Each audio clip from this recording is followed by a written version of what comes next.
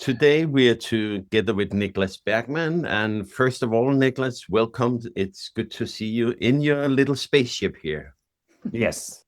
Thank you. The ISS. Sorry if the downlink is not that good, but we'll do what we can here, right? Yeah.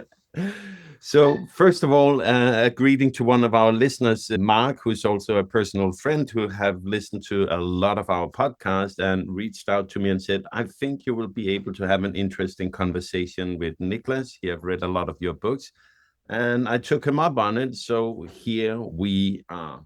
The first thing that I'm curious about, and it might be simple for many, but not me, it is you are a so-called futurist, Nicklas. What does that mean? Actually, lately I've tried to get away from that description and labeling, partly because it's being overused, and partly because there's so many well-educated, really smart people working with futurology and forecasting. And I don't want to piggyback on their expertise in actually building future scenarios and that. So lately, I've been starting to call myself more of a tech explorer, where I'm eternally curious about where we're heading. I always live in the future. I'm never in the present, more or less. I'm always looking forward to the next thing, for good and bad. Meaning that, yes, I work with preparing myself, my audiences, whatever audience it is, for the future, but I don't want to pretend to be something that I'm not. A futurist is not like a lawyer or an auditor where you have a strict scheme, or a doctor where you have to go through a specific education or get a degree. But still, out of respect of real futurists, I'm maybe a hobby futurist and more of a tech explorer then, if that makes sense. So looking into how technology and the new developments in technology is affecting the future?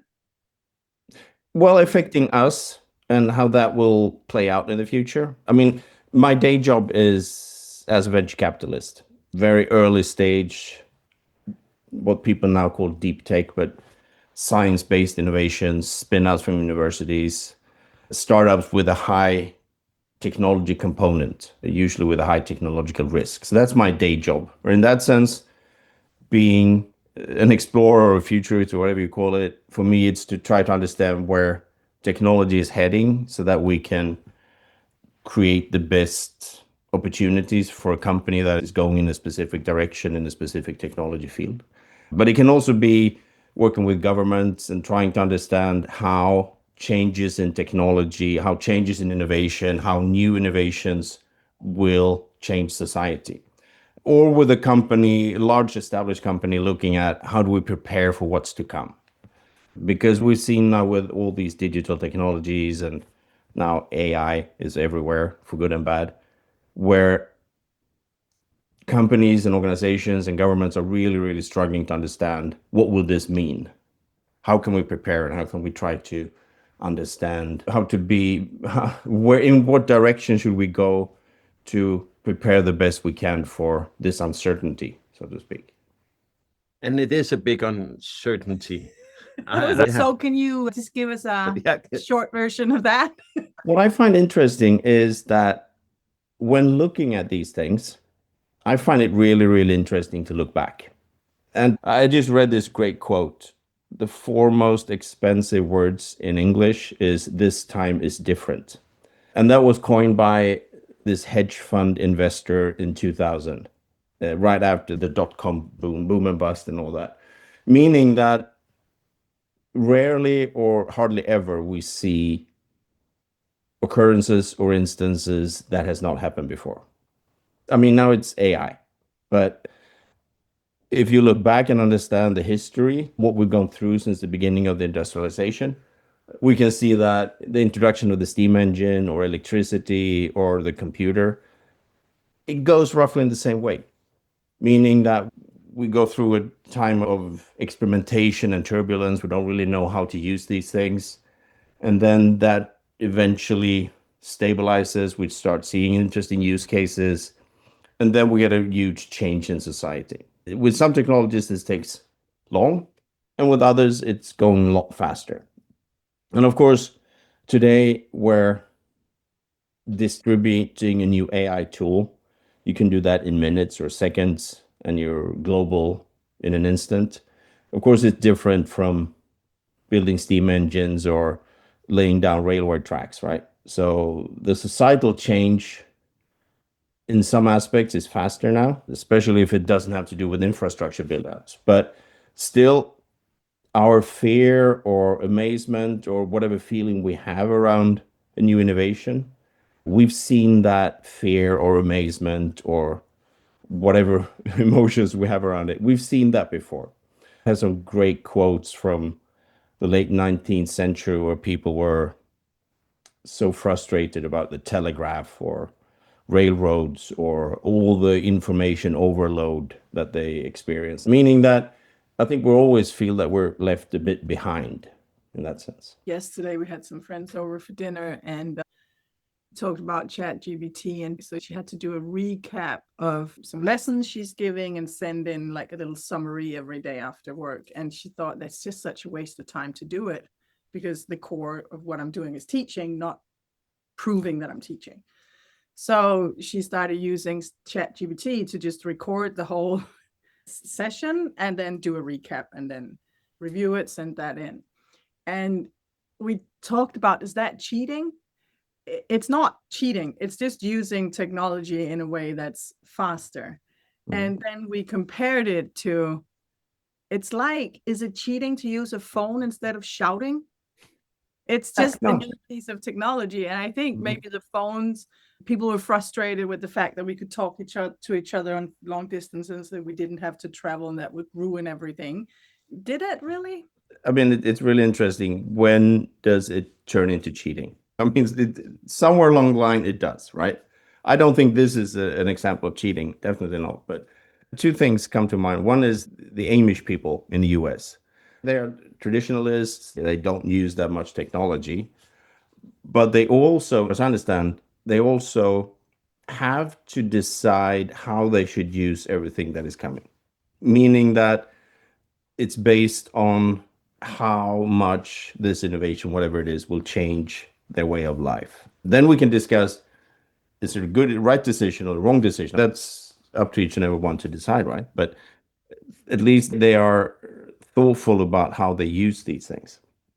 That's one thing. And then another is, I think it's the, what is called the Dubai Future Foundation that just launched a set of labels on how, on if a video or a text or an image is everything from 100% human generated to 100% AI generated. So that they have a set of labels that we can go ever from these two extremes to collaborating with AI or whatever it is. So I think there's different ways of looking at this. And for your friend as a teacher, my cynical guess is that that report that she files, no one ever reads it, meaning that it doesn't really matter what you write in it.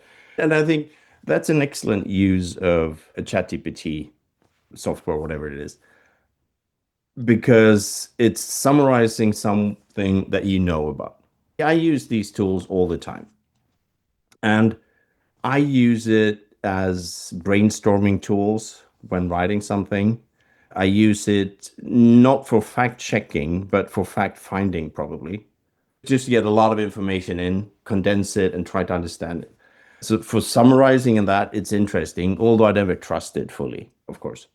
But what's interesting is that the instances where I use it, where I get the best use out of it, is in areas that I'm at least somewhat knowledgeable about. Where I, for example, evaluating an investment case. I've done that for the last 25 years off and on. Meaning using an AI, a generative AI model to look at a case. It can help me find different angles. I don't do it all the time, but sometimes when I do it, I get a whole set of questions or summarizes market, whatever it is. And I can almost always see that, okay, they got this thing wrong and this thing wrong. This is totally like way far out, so far away from the actual case that I can definitely immediately see that this is useless. But every once in a while, I get an input, an inroad, a question, something that fuels my curiosity, meaning that I can go in a direction that I didn't really think of.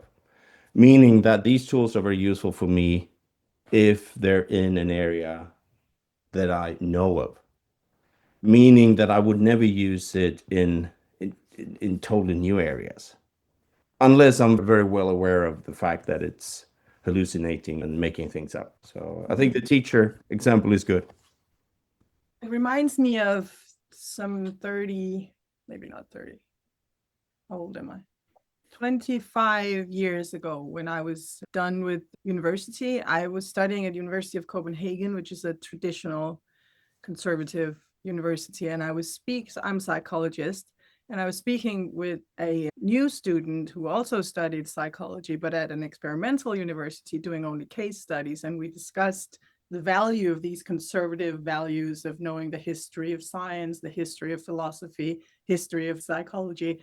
And I've been reading so many books just to know things, just to have a lot of facts in my mind before we started doing more case specific things. And she was way younger than me. And she said, I don't need all that base knowledge because I can just look it up. Now we have the internet. And I thought, no, you can't, because you don't know what you're looking for. You don't know what you don't know. You don't have all these, sometimes I talk about it like when we need to think, we have a lot of dots. That's our knowledge points. And we have to draw new lines between them. If you don't have the dots, there are no lines to draw. It's a little bit the same. You can't use AI to explore something you know nothing about. No. And in the same way, you can't start thinking about things you don't know anything about.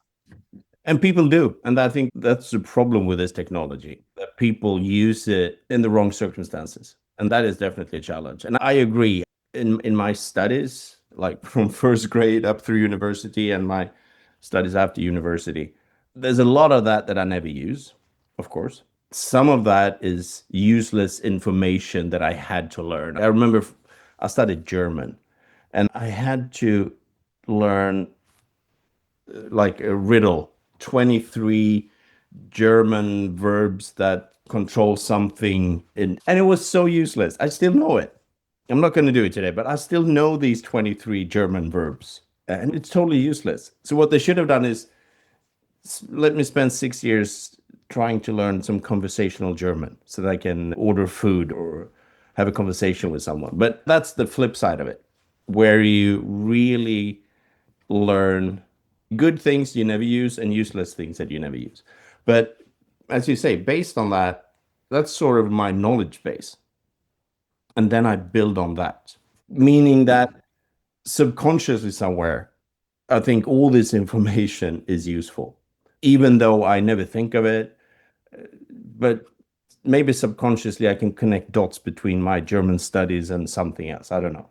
I can still basically read a German newspaper if I force myself to do it. And maybe that's good. I don't know. But what I find interesting also is that there is information that is so easily accessible today, meaning that for the next generation, for our kids, I can see that with my kids, that they learn in a different way, which I think is good. There's a lot more reflection, a lot more stating your arguments, making sure that they hold, that they are solid, checking their sources, being this critique of your sources. All these things. When I was a kid, I never in school discussed the value or the quality of my sources because the sources were there. There were the encyclopedias, for example, and we knew that this is the truth, or at least it was the truth as we saw it, as everyone understood it. So I think some of these things is they approach knowledge in a different way that I think is a lot more useful today, with the reflections, with the critique, with a lot more argumentative. And I think these things are really important. But I agree, you need a basic understanding of the world to be able to have these discussions. Absolutely. Nicklas, I would like to hear your thoughts on how all this new technology AI, social media, which have been here for a long time now, are interfering with social life, what your thoughts are on this going into the future or some years down the road. I will start with referring to an episode we had with a young man in the start of his 30s, and he had decided to turn off the internet. Not the whole one, it's still here for the rest of us, but he only accessed it something like 3 hours a week. And one of the findings he did was that it had been a social appetite suppressant for him. That was how he presented it. That when he turned it off, he saw that he now went out and became more social. Then, reflecting more on it, I worked with a Canadian psychologist, Gordon Neufeld. If I put his lens on, then he is more or less saying, make sure you cover the attachment approach first. That, yes, computers can be scary, social media can interrupt stuff, but not if the base of human interaction and attachment is solid, founded with your parents, for example. And I am weighing up these two options, turning it off completely. I find Jack is a lovely guy, but it's also too wild for me. And then when I look at our young adult daughter who's 26, they have the evenings where they play card games and stuff. So part of me is looking at all this technology and social media as maybe we who are 50 plus are the ones that have had difficulty learning it, and the younger generation are handling it in a way better way where they're actually more in reality. They're doing more social stuff than we do. Maybe it's just part of being young and not being caught up in having a family and work and all that. I'm not sure. So it's a quite broad field I'm trying to fold out, but where do you see AI, technology, social media affects human connection? Maybe that's what I'm asking about. Technology creates this social connection between us today. I don't think you would have traveled to Stockholm to do this interview, right? So, I mean, that's one perspective. What I find interesting is that our relationship to these tools, these gadgets, or these apps, they change over time. I remember my first emails, mid 1990s, or how I used email in the 1990s. There was only time I was employed for a couple of years. Otherwise, I've been self-employed my whole life. And that way that I used it then is completely different from how I use it today. In which instances I use it and how I write my emails is very different today from what I did then. Meaning that emails, at least for me, I know that people struggle with getting like hundreds of emails each day if you're in a large organization. I don't get that. For me, it would be horrible. But at least I feel that I have some control over the way I use my email, for example. Then you have Slack channels, which I try to avoid as well. You have WhatsApp, which works really well for me, for example. So there's all these different types of communication that you use under different circumstances for different purposes. So I think that whatever it is, we develop a way of using these things that hopefully works for us, at least better than it does at the beginning. Take social media then, Facebook, for example. I think I was, as an early adopter, as really curious about all these new things. I think I was quite early on Facebook and LinkedIn, Instagram, and these. Last time I was on Facebook was when I had a birthday 4 years ago. And I thanked people who congratulated me and haven't been there since then. And before that, it was like maybe once a year when it was my birthday. So I don't use Facebook anymore at all. I rarely log into Instagram. I don't use X for a number of reasons these days. I appreciate Threads sometimes. If I'm able to curate my feed in a good way, or LinkedIn, where I get information, news, and interesting content. But I also find myself doom scrolling and just looking at, for me, it was Instagram. My whole feed suddenly was small houses for some reason because I stopped at one of those or clicked at one of those. And the houses turned out, they went smaller and smaller for each time I went into this. So I don't use these things that much. What I'm trying to get at is that the way we use these things change over time. For our generation, that's been pre-internet. I think it's a constant struggle, but finally you start using them in the right way, or in a way that potentially works for you. What I find fascinating is when I look at my kids, for example. I got 3 kids, 20, 18, and 14. My 20-year-old, he logged out of more or less all social media. He's not interested. And he's gone full circle, reading a lot of like physical books, being very much in the present, working in the outdoors right now, in between high school and university, probably. So he's very much away from that. And then look at my 14-year-old, who was born after we had smartphones and lived her whole life online. And for her, it's constantly available, and she talks to her friends in the morning. They have group chats or video chats with her friends when they get ready for school. They constantly interact. And in some way, I find that as something very social, engaging, interacting in a good way. But then, of course, she probably spends what I think too much time on doom scrolling on TikTok, for example, because it's so addictive. So that's the other side of that. But I can definitely see that part of the way she uses these things is positive, meaning that she probably, in one way, she can handle it better than I can. But then, of course, I really force myself not to use these things. I don't think she has that same perspective or ability as of now. And then we have third example, my 18-year-old. She's very creative. She's studying animation and game design today. She really loves that creative side of it. She draws a lot, both on with pen and paper and with digital tools like iPads. And she's also diagnosed with autism type 1, which is high functioning autism. And in our discussions with her and also with her teachers and people in psychology, for example, because we've discussed this with screen time and that, and for her, it's sometimes a way of comfort and disconnect.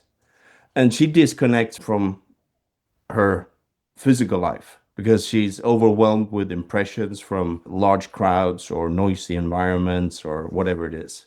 Then she can put on a pair of headphones and really look at a movie or whatever it is. So for her, sometimes it's a very good thing to use these tools. So I have very mixed emotions because I'm well aware of that. At least my 2 youngest kids are using some of these things way too much. But then suddenly I see something that they create online, a short movie with friends. They spend the whole weekend doing a short movie about something or creating an edit on something else and posting it online and get a lot of feedback on that. And people are cheering and thinking, oh, this is good. When will you put out the next one, etc. So again, I think it is complicated, and I sometimes see that our kids can handle this and take out the good parts of these tools better than we can. But of course, also, I see that Facebook, Instagram, and TikTok, I'm very well aware that their whole business idea is the more time we spend in front of these screens, the better it is for them, the more money they make. And unfortunately, especially TikTok is really good at getting us hooked on this. So there's definitely a flip side, but I'm just trying sometimes to see the positive things on these because I also realize that it's very hard. You mentioned this guy that disconnects apart from 3 hours a week. I think that's impressive. I think it all depends on what you do for what kind of work and what kind of life you have. I think it's really impressive. Maybe I would like to try that. But for me, the internet and these generative AI systems and all this is a source of, it fuels my curiosity in a very, very interesting way. meaning that I sometimes go down these strange rabbit holes, too far down some of these rabbit holes. And it's being made possible because of this vast trove of information that we have online. So for me, I don't think I would like to disconnect, but I want to handle it in the best way.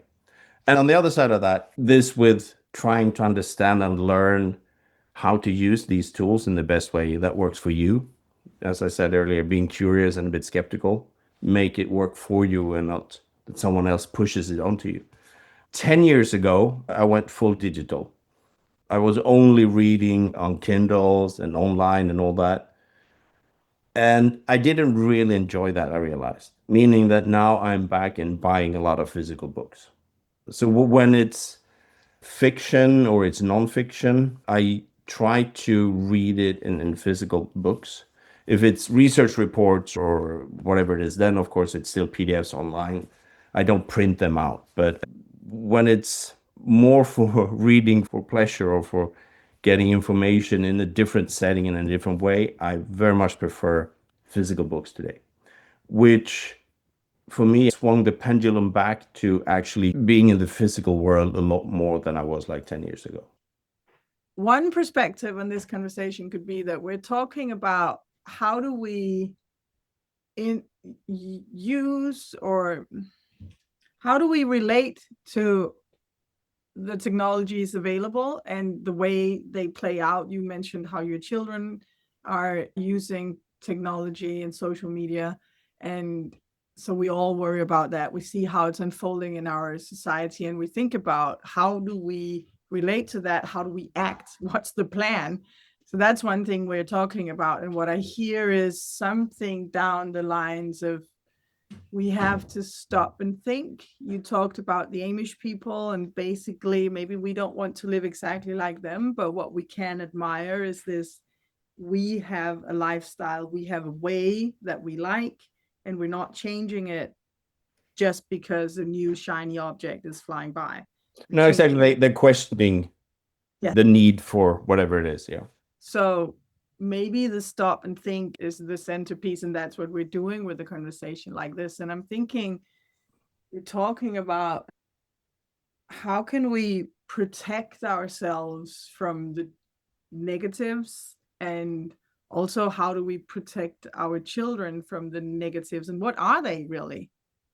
Is that what that's one angle of what we're talking about, right? You say they spend too much time, but then you also say game design and rabbit holes and all these things that we all know that both exist.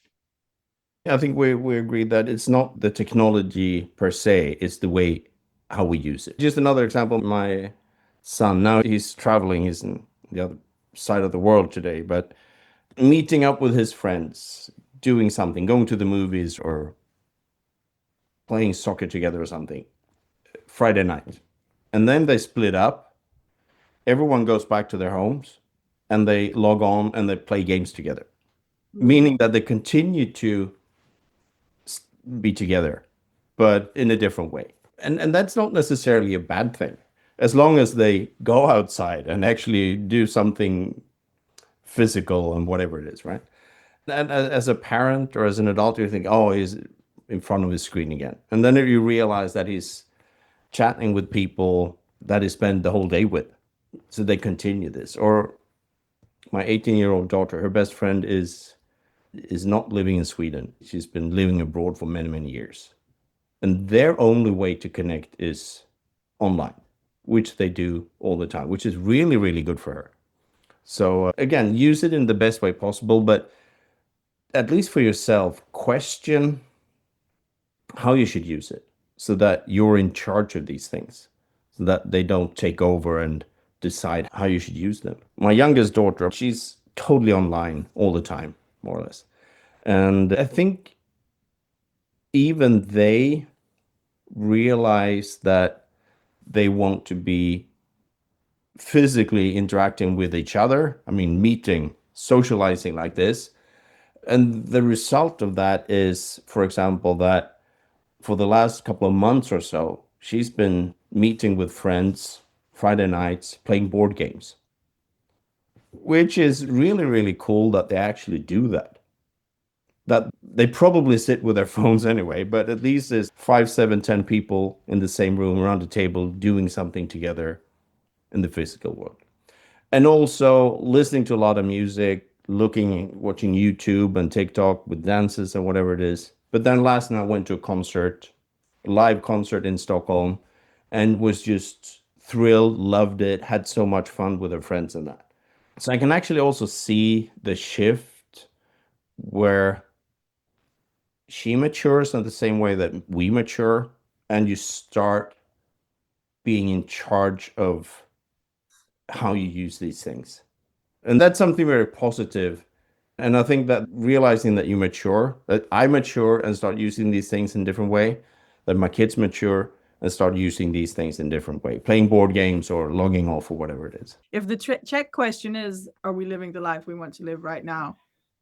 Then doom scrolling, no one wants to do that a lot. Maybe you do want to do it as you said, just disconnect, chill. Maybe some people I personally don't like it because I notice how I feel after if I spend some time looking at stupid videos, or I very rarely do that because it affects me for a long time after. But people don't have that. So maybe the check question is, are we living the life we want to live? We had maybe 10 years ago, we would use the word reality about everything. You say the physical world, and our kids got really annoyed with us. It's not reality when I'm playing an online game with my friends. This is part of my reality. It's real. I'm not hallucinating. There's actually a game. And we took that critique and learned, wait a minute, this is part of reality. It is. And it's so easy to be critical about these things with your kids. There's quite a few things that I remember now. One is that Apple, they're really good at making commercials. They are so emotional sometimes. I think I've even cried once when I saw an Apple advert. And I think it was that one where the family is going to the grandparents over Christmas and the kids are only looking at their screens. And after 3-4 days, this sort of eruption, and the parents and the grandparents are so upset about this. And then the kids show that they did this video about Christmas, spending Christmas with the grandparents. And then you suddenly use the technology in a good way, which is what Apple does. I mean, they want you to buy these things, of course. But I've also seen that with my kids where you think they spend too much time on the screens and suddenly they come back with a short movie, or they did one thing, what is that, last year for Father's Day. To me, a really great short film about a nerdy thing that I like. And then you realize, okay, they spend time online and with these screens, and they're actually being creative. I was at this huge tech conference, what is that, 10 years ago. My son was 10, 12 something, played a lot of Minecraft with his friends. And I came back from this tech conference and had this Minecraft sword, like rubber, pixelated by like a rubber sword. And I gave it to him, and I was so happy because I found this great gift for him when I was abroad. Something that connected to him and we was interested in, and also easy to pack and didn't weigh too much when you were flying back home, right? And then I gave it to him, and he said exactly the same reaction as your kids, and say, "Thank you, Dad. I already have 100 of these in the real Minecraft." So it just collected dust somewhere. He never used it. And that's exactly what you're saying.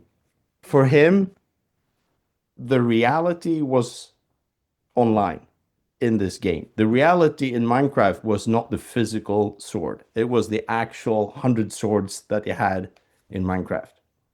Then I did a Minecraft zombie pig costume for him once for Halloween, which was then back in what I see the physical world and outside of Minecraft. So, well, I think sometimes they teach us a lot about how to relate to these things. Definitely.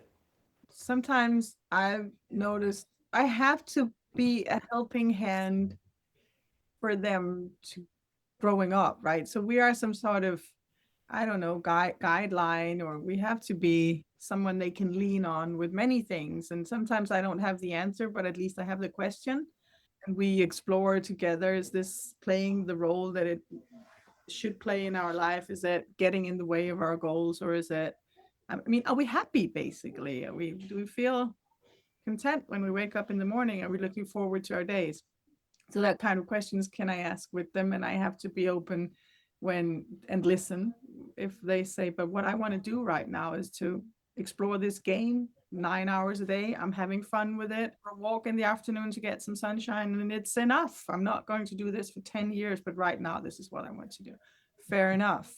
And sometimes when it's really makes me feel uncomfortable, because it does sometimes, I've noticed if I let go and let it have full circle, then maybe it looks like doom scrolling, but after 10 days, I realize it's actually a rabbit hole. They're exploring something and they're figuring something out. And sometimes they're figuring out doom scrolling, realizing, oh, TikTok is not healthy for me, or okay, people are really stupid on the internet. Let me find some different sources because this is just clearly fake. This is not. And they learn things that I don't think I can learn them in this lifetime. The way they can spot a fake AI picture, they spot it like before I've even seen the picture. They can tell me it's fake. Be there with them, but at the same time be open to it plays a different role in their life. I can see that as well. As I said, I'm not spending any time on Facebook, for example, anymore. But I love to ski. I love the winter, and I really, really enjoy that. And I'm also struggling with some injuries, back injury from skiing. My physiotherapist had 2 full pages of different injuries that I had once, and asked, "Can I write a PhD thesis on you?" But that's a different story. But meaning that I love the outdoors. I love skiing, but I'm not as good as a skier, and I'm not in the right physical shape anymore. Meaning that I still remember how it was when I was younger, and I'm still mentally still there, think that I can do all these things, but I probably can't. So that's the backstory. Just remember this very clearly, that online I can watch all these skiing films and the great backcountry things that people do, and you can get immersed and inspired of all these things. And then going on YouTube, watching, being inspired of all these things that you can see. And then going on Facebook in the winter, like January, February, March. And since I share this interest with a lot of my friends, I see their postings on what they are doing for the winter holidays. And it's the most amazing mountains and the most snow, the powder, the sunny days, the heli skiing, the cat skiing, whatever it is. And you think, and then I'm here with a bad back and can't really do these things. And you think that everyone else is doing this all the time. And you get sort of depressed because their life is a lot better than mine, right? Which is the bad side of seeing all these things. But then you realize that you have 10 examples of ski trips, and they're from 10 different people, meaning that they each spend 1 or 2 days each on this. Accumulated, it feels like everyone else is doing it all the time, but it's their snapshots of something that they really enjoyed. Like, so on the one hand, being inspired by other people doing amazing adventures and skiing or whatever it is online. On the other side, feeling depressed because everyone else is doing all these things that you can't do. And it accumulates, and the feeling is that everyone else has this great life where they can ski all the time, whatever it is, right? And I think that's just an example from me and from skiing. But I think people feel that and that's the social pressure that comes from social media sometimes, where in this case it was ski holidays, but it can be having a nice home or gardening or cooking or doing this amazing 10-hour cooking session on a Wednesday. And you think that everyone else is doing that, and it's just a snapshot of something very specific for a specific day or whatever it is. Which, and I think many of these things makes you feel it's competitive in a really, really bad way. Talking about how does it make you feel and what role is it playing in your life? Is it supporting the trends that you want supported in your life and in your children's lives? And I find it highly relevant to stop and think about how any activity is affecting small scale and big scale, the life that we're living. The choices we make, we have to group make them. So are we doing Facebook or not? it's a choice. And if you choose to do it, it has some mechanisms that will make you do it all the time or a lot. Yeah. Very few people go on Facebook every Monday for 1 hour. Looking at how does this choice affect my life? Am I choosing to exercise for 10 minutes every morning? And is that making me happy, or is it just putting me in distress and pain? Should I rather do something else? That kind of reflection is relevant for everything we do, is maybe especially these technologies. Yeah, of course. And as I said in the beginning here, where you get a new technology coming into your life and you embrace it or you start using it, and then you use it, probably all of us use it in the wrong way in the beginning. And then it evolves into something that fits in your life. And I think for me, with emails and texting and these things, I think I'm there. For me on Facebook, I'm there because I don't use it anymore. I'm still somewhat struggling with my relationship to LinkedIn, for example. It's very useful for me, but it's also extremely frustrating with algorithms, and it can be time consuming and doom scrolling there as well, right? But also, if I struggle with these things, if I feel that I get depressed is a strong word, but if I feel like being sad or sort of mildly depressed when I see all my friends doing all these fun things online, right? How can my kids, how can a teenager react to that? That must be really, really difficult for them. Because I live my whole life, I got my experiences, my background, my knowledge about these things. And even I have problems relating to it. I have problems logging off. I have problems seeing through my feed and realizing that it's not everyone doing this all the time. They do it one day each, like with the skiing, for example. And so that's, for me, that's very challenging in trying to understand how I can help my kids relate to this in the best way. Because I struggle, on the one hand, I struggle with it. On the other hand, they are probably quite often more experienced in this than I am. We talked on the podcast, I don't know, maybe 6 months ago, with an American woman who is living in Copenhagen and wrote a book about the Danish way of parenting, is the title. And she had this very nice phrasing of it, where she said, having conversations with your teenagers about this, it's about acknowledging that there are things we know that they don't know, but there are also things they know that we don't know. Exactly. About this technology and how it's unfolding. So it has to be, and that's her thing that she likes about Scandinavian parenting, that we're level. We have it's not a very authoritarian way of relating to our children. So if we can have these conversations respectfully and open-minded, thinking, okay, this affects me in this way. And when I look at you, it looks to me as if it affects you in a similar way. But tell me about your experience. Sometimes they just have a different way around it, or a different way it's unfolding, or they're okay with it affecting them that way, because that depression or lower base emotion that you can have coming out of a interaction with, let's say, Facebook, they can shake that off faster. Yeah, probably.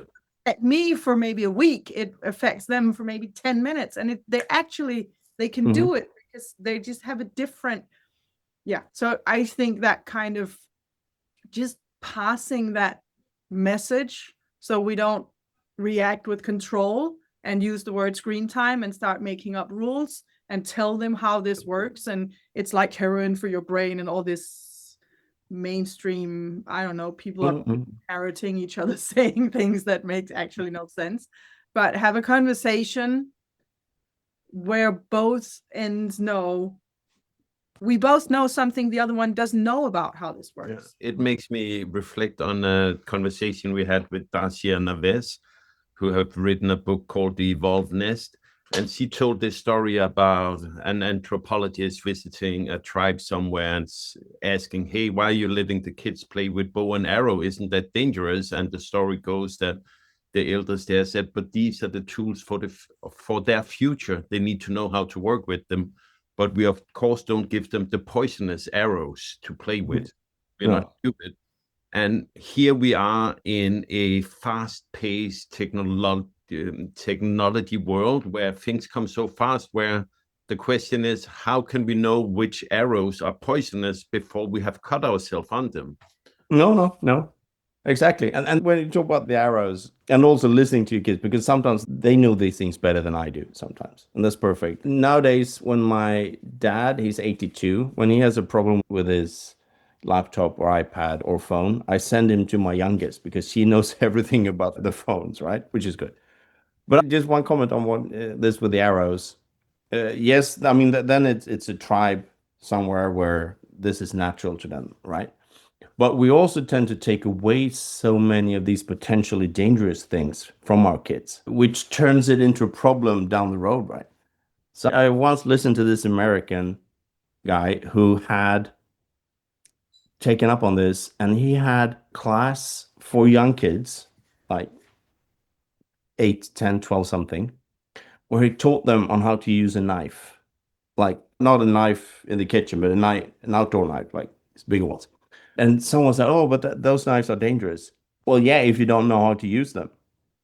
So his whole take on this was he taught the kids on how to use knives. They got a certificate, just more or less for fun, meaning that they now were good at using knives, because meaning that when they needed to use a knife, they knew how to do it, so they wouldn't cut themselves. And I think that there's connection to that perspective with how we use social media or computers or whatever it is. It's not, and as you say, Cecile, about screen time and that, it's not dangerous per se. It all comes down to how you make these things be usable for you, and also how you prepare for the poisonous arrows or the sharp knives or whatever it is, meaning that you yourself, together with your kids or your friends, you realize that there are dark corners of the internet, there are bad ways of using these things, and just make everyone aware of that. Do you think we're too scared of shiny new toys? So instead of shiny new toys, it's scary new toys, where it's like, I don't know what it is, so you can't touch it, and therefore we miss having those conversations.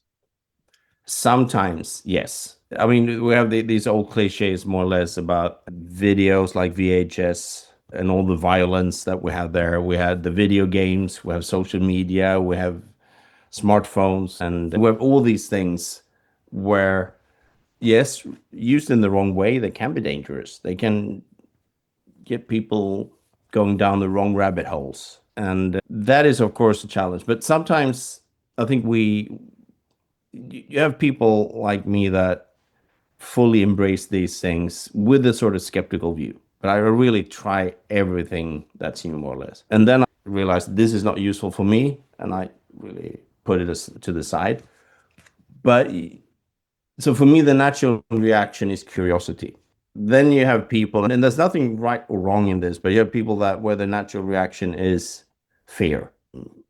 And I think those two perspectives means that in society, you start a conversation around it. And generative AI is a very, very good example of that right now, where you have the doomsayers that this will take all our jobs, etc. And you have other people saying, no, it will help us, it will create new meaningful work and blah, blah, blah, whatever. And I think through that conversation, we will take this forward and maybe come to some kind of a, not conclusion, but a way of relating to these things that actually work.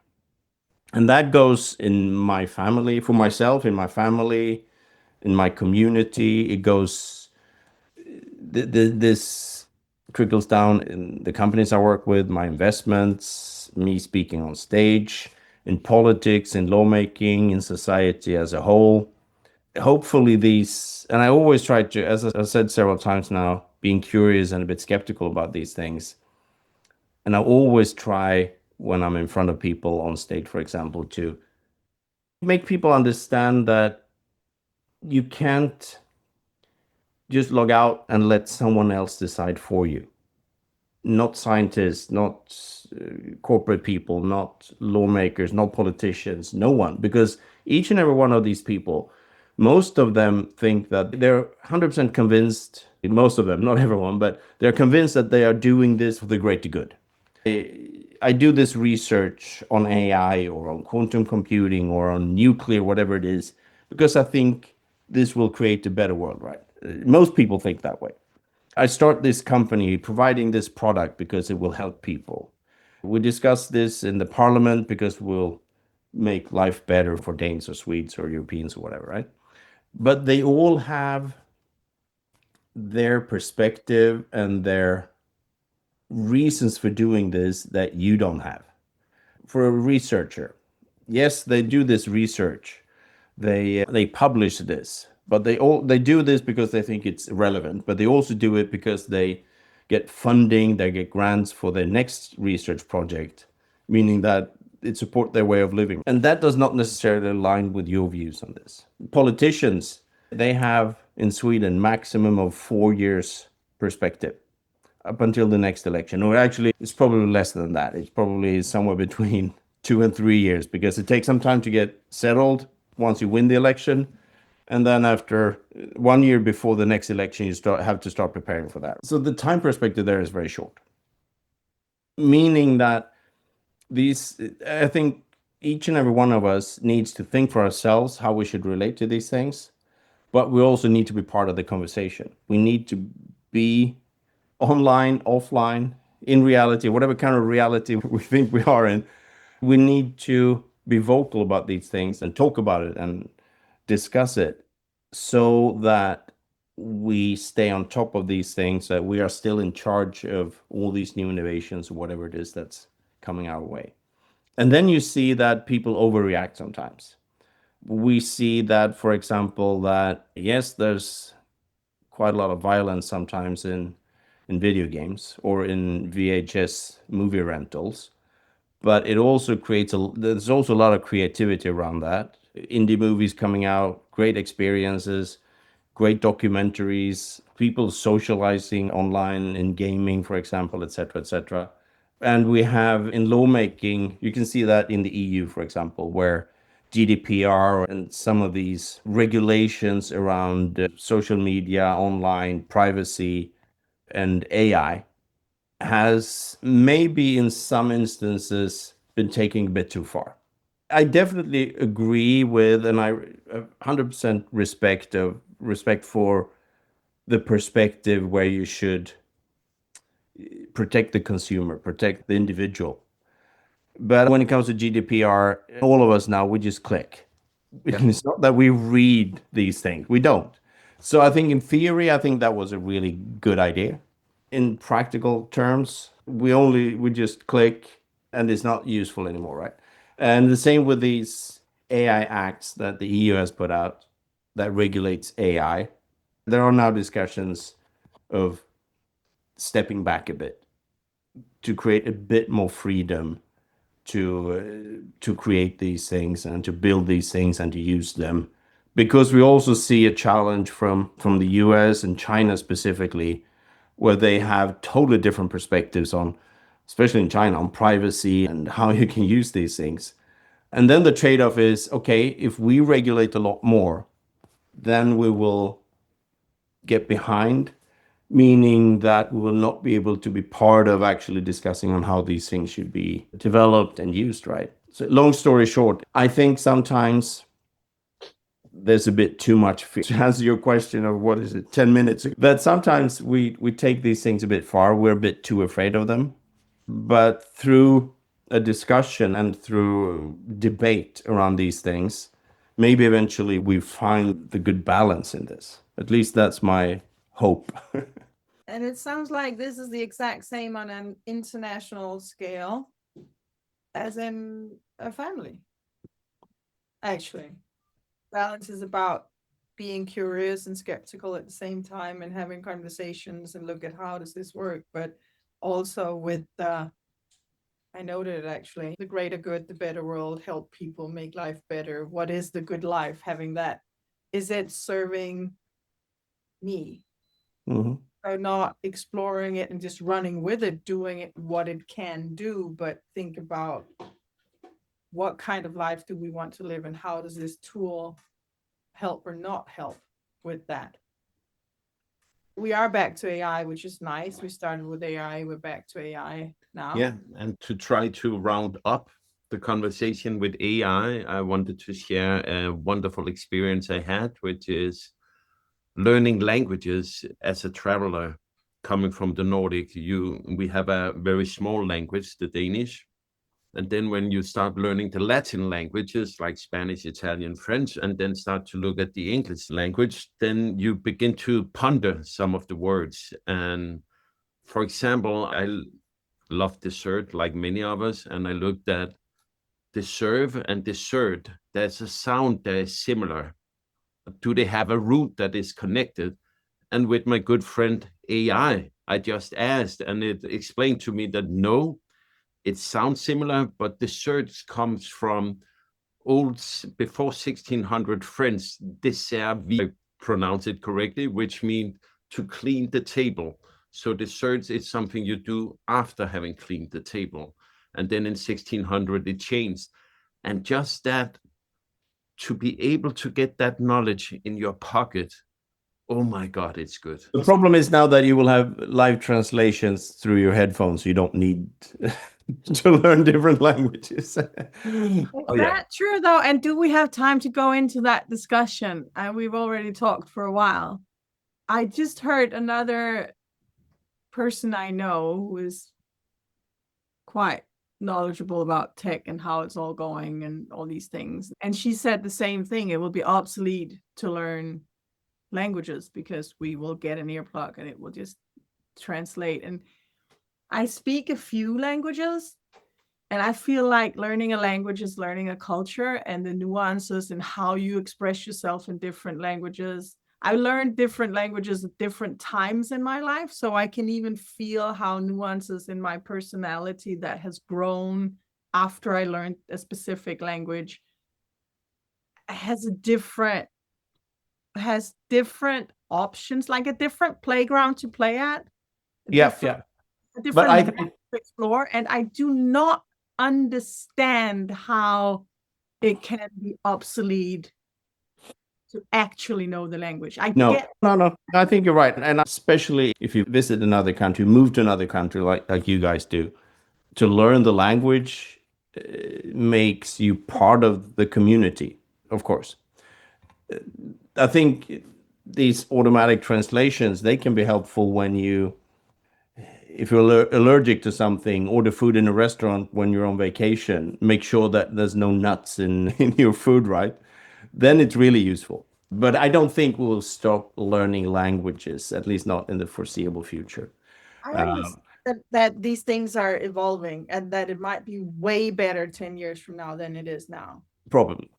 But I think, I mean, you just I'm not impressed when I see them. You're also from Scandinavia. Swedish is way bigger than Danish, but it's still a relatively small language. well, with 10 millions instead of 5, right? Or something.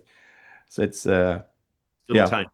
Yeah, of course. Yeah, but I mean, we just had some problems with an Airbnb host. And one of the things I asked in the beginning was, are you using auto translation? Writing in English on Airbnb in order to find a common language that we can both speak. And I realized, oh, so he speaks French and he's using auto translation. That is not going, I actually speak French. So why don't we just communicate in French? And then maybe my French is not great, but maybe at least the misunderstandings could be No. from the class. Anyway, I just had it. And it created a lot of problems, this auto translation. Yeah. Not working. French is a quite big language. And Yeah. if it's not working. French cannot be auto translated into English. No. But I mean, you just not to go down a very deep rabbit hole where I spend a lot of time since I work with venture capital, the AI bubble. And one part of the AI bubble is the over promising from some of these large language models. My stand on this is that yes, AI will be tremendously useful. It will change the way we live, the way we work, the way we build our societies, as the steam engine or electricity did. But where we are now with generative AI, I don't see that we can scale the large language models for several reasons. Physical reasons, well, the energy and data centers and that build out, for example. I can't see that generative AI will take us into some kind of artificial general intelligence or super intelligence because it's not scalable. There will be other kinds of AI in the future, near or distant future, that will potentially create those kinds of intelligences, because generative AI, they have no understanding of the outside world. It's only trained on the images or the text that is put into it. So that creates a problem when loads of investments, loads of human capacity, loads of human brain power or actual power is being put into developing these systems, which for me is useful if you use them in the right way, but it's a dead end. It's not the way towards a greater kind of AI, a lot bigger, more intelligent kind of AI.